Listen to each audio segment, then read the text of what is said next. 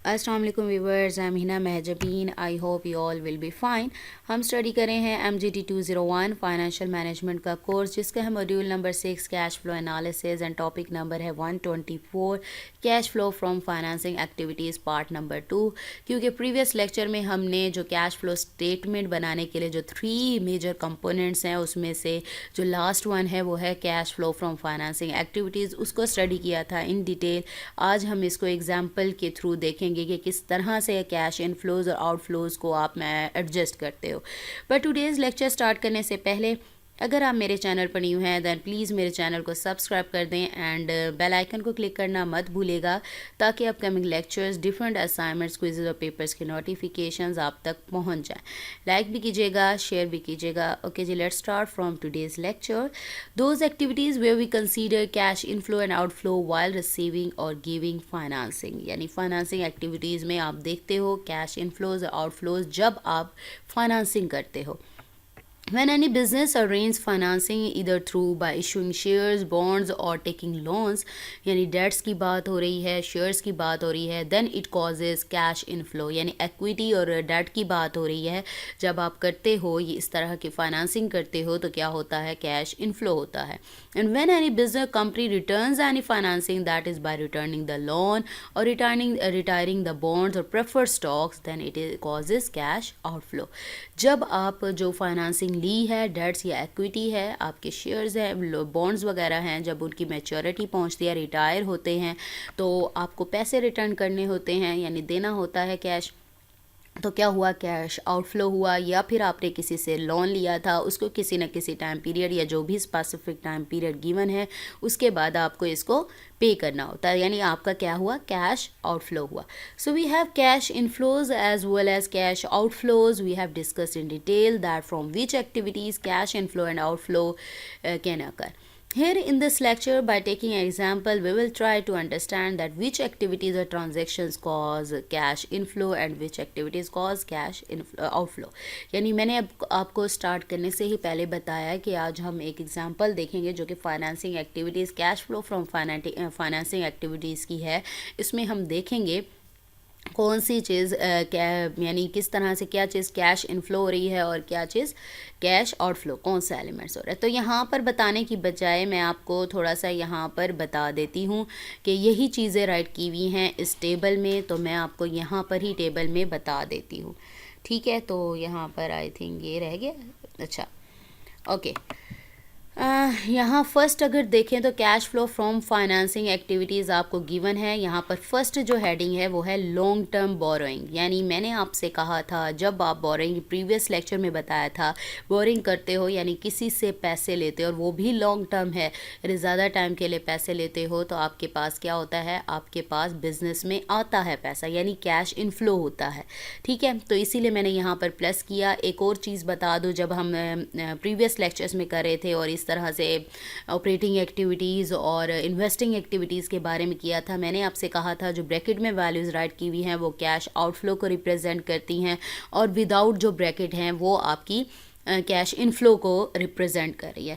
इसको यानी कैश जो इनफ्लोज हैं उसको प्लस में लिखेंगे और जो कैश आउटफ्लोज हैं वो माइनस होंगे। मैंने प्रीवियस लेक्चर में ये बात अगेन एंड अगेन बताई थी कि आपको कैश इनफ्लोज और आउटफ्लोज का पता होना चाहिए। जब तक नहीं पता होगा तो आप एडजस्टमेंट्स नहीं कर सकते। आपको नहीं पता होगा कौन सी वैल्यू प्लस करनी है और कौन सी वैल्यू माइनस करनी है। ठीक है, तो यहाँ पर क्या हो रहा है, जो प्लस के साइन है वो कैश इनफ्लो को रिप्रेजेंट करते हैं और जो माइनस के साइन है वो कैश आउटफ्लो को रिप्रेजेंट करते हैं। और यहाँ पर जो ब्रैकेट में वैल्यूज़ हैं वो आउटफ्लो को रिप्रेजेंट कर रही हैं, विदाउट ब्रैकेट्स हैं वो इनफ्लो को कर रही है। चले अब देख लेते हैं क्यों कैश इनफ्लो और आउटफ्लो है। लॉन्ग टर्म बोरोइंग, यानी आपने बोरोइंग की, यानी अपने बिजनेस में पैसा लिया, यानी फाइनेंसिंग करवाई, तो आपकी क्या हो गया, यानी ऐड हो गया, प्रॉफिट ऐड हो गया, तो क्या हो जाएगा, आपका इनफ्लो हो जाएगा बिजनेस में। Payment of long term debt, जब आप पेमेंट करते हो, आपने किसी से डेट लिया था यानी क्रेडिट लिया था, तो आप उसकी पेमेंट किसी ना किसी टाइम पर करते हो ना, टाइम पीरियड गिवन होता है, तो क्या हुआ, आउटफ्लो हुआ, यानी आपके बिजनेस से पैसा गया, तो ये क्या हो जाएगा, माइनस हो जाएगा। शॉर्ट टर्म बोरिंग, भाई बोरिंग कर रहे हो यानी आपने पैसा लिया है किसी से, चाहे वो शॉर्ट, जब हमने बात की थी बोरिंग की, तो long term borrowing as well as short term borrowing दोनों टाइप की हम लेते हैं। ठीक है, तो यहाँ पर आपके पास शॉर्ट टर्म बोरिंग है, यानी कैश इनफ्लो हुआ, यानी चाहे शॉर्ट टर्म हो लॉन्ग टर्म हो आपके बिजनेस में पैसा आया।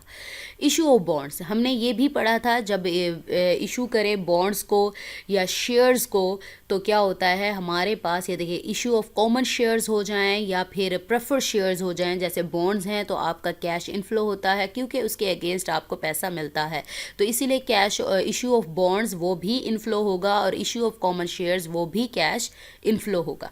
ठीक है, नेक्स्ट है रिटायरमेंट ऑफ बॉन्ड। अब रिटायरमेंट का क्या मतलब हुआ, जब बॉन्ड अपनी मेच्योरिटी को पहुंचता है। अब मेच्योरिटी क्या होगी, यानी एक स्पेसिफिक टाइम पीरियड होता है, सपोज करो कि 1 ईयर के लिए है या 2 ईयर, जैसे ही 1 ईयर या 2 ईयर कंप्लीट होते हैं उसकी मेच्योरिटी है कंप्लीट होती है तो आपको वो पैसा देना पड़ता है वापस। ठीक है, यानी बॉन्ड का मेच्योरिटी के वक्त। ठीक है, तो ये क्या होगा, आपका पैसा गया, कैश आउटफ्लो हुआ, जब आउटफ्लो हुआ तो क्या आ जाएगा, माइनस आ जाएगा। अब यहाँ पर पेमेंट ऑफ इंटरेस्ट और प्रॉफिट अर्नड जो है यहाँ डैश लगा हुआ है, जबकि एग्जाम्पल में आपको जो यहाँ पर प्रॉफिट अर्न जो है और यहाँ पर पेमेंट ऑफ इंटरेस्ट है वो यहाँ पर फाइनेंसिंग एक्टिविटीज़ में कंसीडर नहीं होता, बल्कि ये ऑपरेटिंग एक्टिविटीज़ में कंसीडर होता है। तो इसीलिए हमने यहाँ पर इसकी वैल्यू को यूज़ नहीं किया, बिकॉज हम पेमेंट ऑफ इंटरेस्ट और प्रॉफिट अर्न को ऑपरेटिंग एक्टिविटीज़ के हेड में लेते हैं, फाइनेंसिंग एक्टिविटीज़ में नहीं लेते। ठीक है, तो इसलिए मैंने यहाँ पर वैल्यूज़ राइट नहीं की।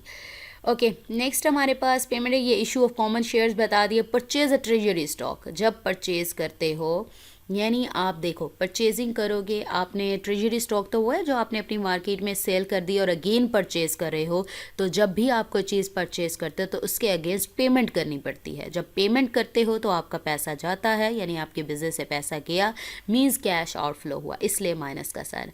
डिविडेंड पेड, ऑब्वियसली जब आप प्रॉफिट की फॉर्म में, यानी जब प्रॉफिट डिस्ट्रीब्यूट किया जाता शेयर होल्डर्स में, उसे क्या कहते हैं, डिविडेंड कहते हैं। और जब डिविडेंड पे करते हो यानी कुछ रिटर्न पे करते हो जिनसे आपने क्रेडिट लिया या जो भी है, तो क्या होता है, कैश आउटफ्लो होता है, यानी आपके पैसा जाता है, तो ये भी क्या हो जाएगा, माइनस हो जाएगा। अब इसको आपने किस तरह से करना है, पहले सारे जो प्लस वाले हैं वो कर लो तो ज़्यादा अच्छी बात है, या माइनस वालों को पहले कर लो। तो हम यहाँ पर कर लेते हैं 40,000 प्लस में आ जाएगा ये वाला 15,000 कर लेते हैं, और 35 कर लेते हैं, प्लस 15,000 प्लस 35,000 और प्लस 20,000 प्लस 20। ठीक है, ये मेरे पास आ गया प्लस वाले सारे। अब माइनस वाला कहाँ है, माइनस वाला ये है 30 और 4,500 और 5,000 10,000। पहले हम करते हैं माइनस 30,000, देन है माइनस 4,500 माइनस 5,000 और माइनस 10,000। ठीक है, तो answer will be equal to 60,500। अगर आपका आंसर प्लस में आता है मींस कैश इनफ्लो है, और अगर माइनस में आता तो कैश आउटफ्लो होता। तो यहाँ पर जस्ट मैं यहाँ पर कर रही हूँ cash, net cash flow from financing activities, यानी फाइनेंसिंग एक्टिविटीज़ के जो कैश इनफ्लोज और आउटफ्लोज के बाद जो मेरे पास आंसर निकला है, और फाइनेंसिंग एक्टिविटीज़ से जो मेरा कैश फ्लो हुआ है वो है 60,500 का। So we have completed our today's lecture here. That was an example about financing activities. So मुझे अपनी दुआ में याद रखिएगा, अपना ख्याल रखिएगा, टेक केयर, अल्लाह हाफिज़।